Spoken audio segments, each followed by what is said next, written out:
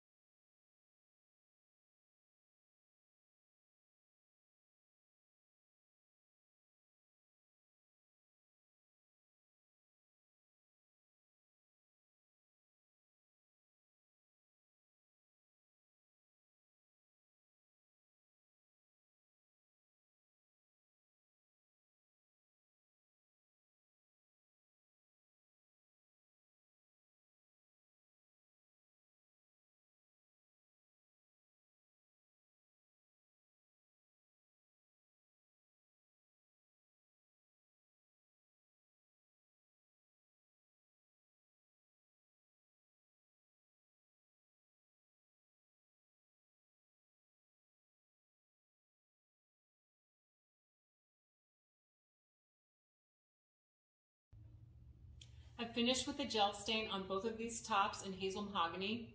It turned out wonderful. The grain is really shining through. It's a really nice warm finish. Looks beautiful. So I'll probably wait about 24 hours before I do a finish on these. You don't have to wait that long. Usually a couple of hours is pretty good depending on the humidity in your area.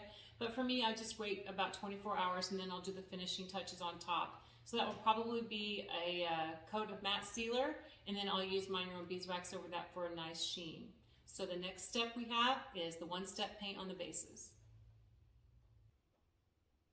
So Lady Singing the Blues won out, and I'm getting ready to apply this lovely one-step paint color to both of these end tables. It's a deep, deep blue. It kind of goes on a little bit bright, but it surprises you in the end when it dries. It dries really dark. So it's a great color. Let's get started. Everyone has their preference on brushes, and depending on the piece that I'm working on, sometimes I like to use the nylon brush, sometimes I like to use the chip brushes with the different types of products. Just depends on your preference and what works better for your hand and your movements. And for me, this one particular piece today, I'm going to use the 1.5 inch chip brush. It doesn't have a lot of surface area, so this is a really nice brush to be able to handle all those straight edges. I like this a lot. So I just dip it in a couple times, wipe off the excess, and then run the paint in a really light, even coat down the piece. And then I'll go over it again with the second coat once this dries.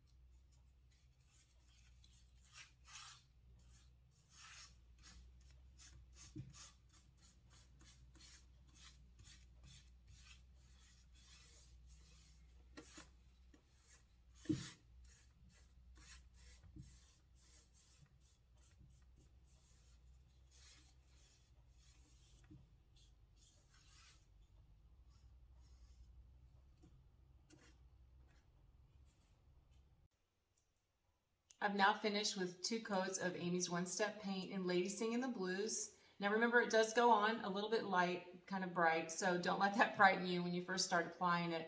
It does dry into this beautiful deep blue that you see here.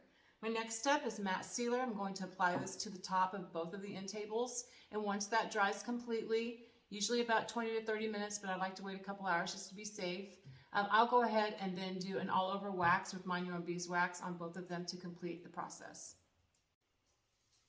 Now with matte sealer, you want to make sure that you're applying it evenly and try not to go back over your brush strokes very much. Let that dry, and then if you miss something, you can go back a second time after it's completely dry and touch it up. This is a pretty quick process. I like to use Amy's 1.5 inch nylon brush for this particular product.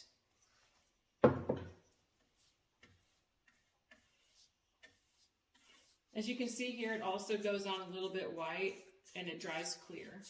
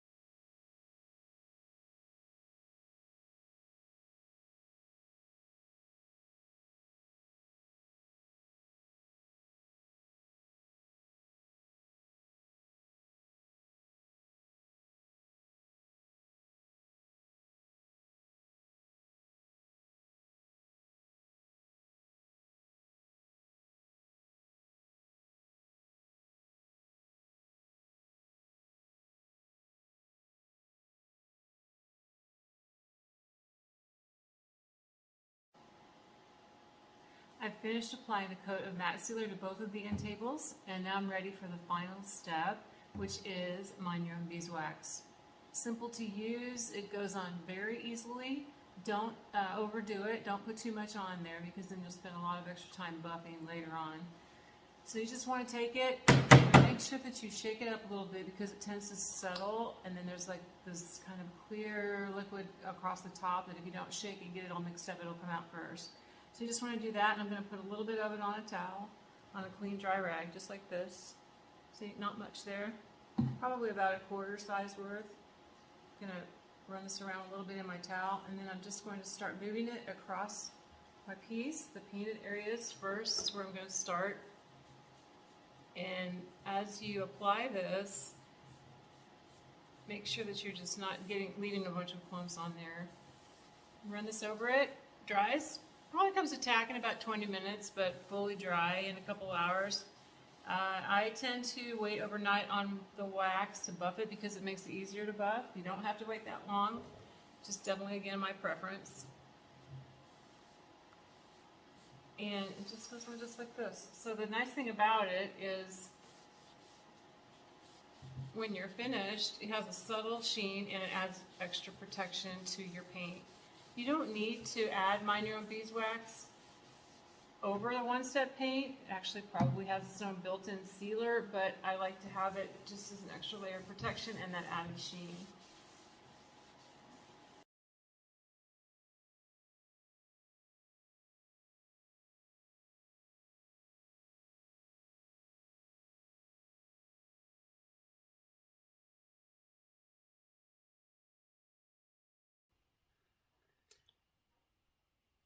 For the tops, I've decided to go ahead and use a 1.5 inch chip brush with the Mind Your Own Beeswax. I've placed a little bit of it on a piece of cardboard, and then basically you just take your brush and run it through there and knock off all your excess, and then just run it across your piece.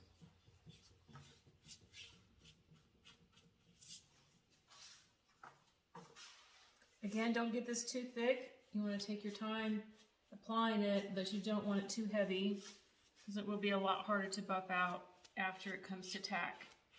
20 minutes minimum, I would say, depending on your humidity, up to about a couple hours. And then, of course, as I've said before, my preference is to wait overnight before I buff it.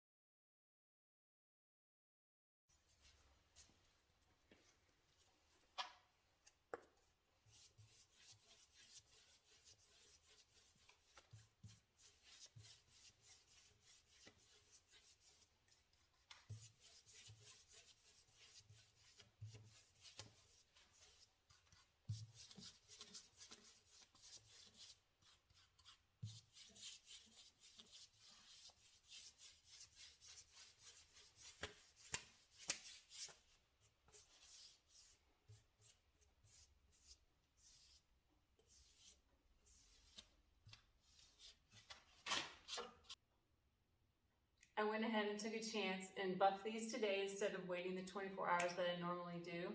The humidity here was pretty good, so obviously it worked in my favor, and they buffed out just fine.